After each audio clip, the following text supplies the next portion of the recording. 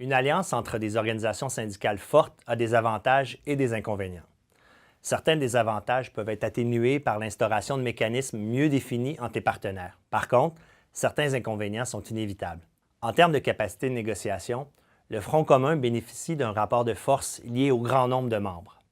Le Front commun est l'interlocuteur privilégié et décisionnel du gouvernement et il est en mesure de bloquer l'ensemble des services publics par des moyens de pression. Comme membres du Front commun, nous pouvons contribuer à déterminer les orientations prioritaires.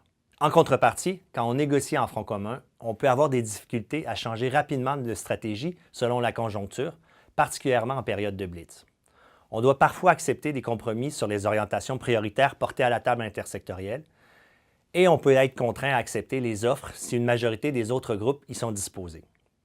En termes de processus démocratique, le Front commun permet de prendre part aux décisions sur les stratégies et le règlement. Ça nous permet une concertation entre les centrales et leurs composantes.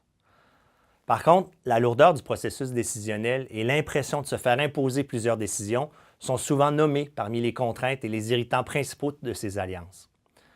Cette réalité apparaît incontournable, étant donné qu'un Front commun, ça constitue une alliance entre des centrales syndicales aux objectifs, aux structures et aux pratiques démocratiques différentes. L'harmonisation des décisions qui ont été prises démocratiquement dans les instances respectives de chaque centrale entraîne nécessairement des compromis imposés.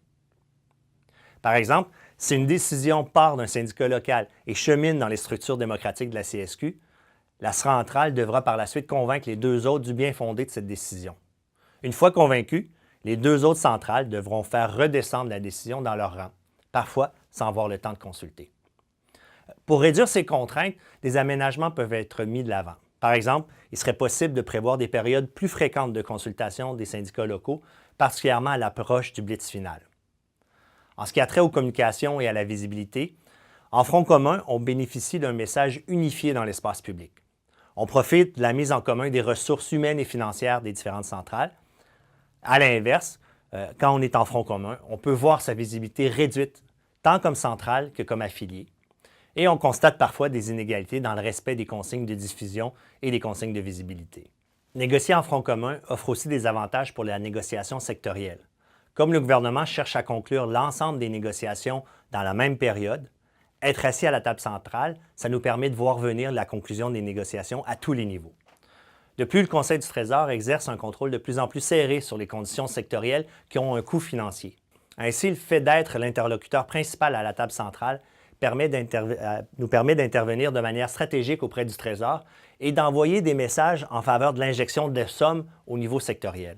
Enfin, la conclusion d'un protocole de non-maraudage permet d'éviter d'avoir à consacrer d'énormes ressources au maraudage. Par contre, ça limite notre capacité d'aller chercher des nouveaux membres. Voilà, j'espère que ce bref historique et cet exposé des avantages et inconvénients nourriront vos discussions sur la possibilité de négocier en Front commun. Maintenant, c'est à vous de décider.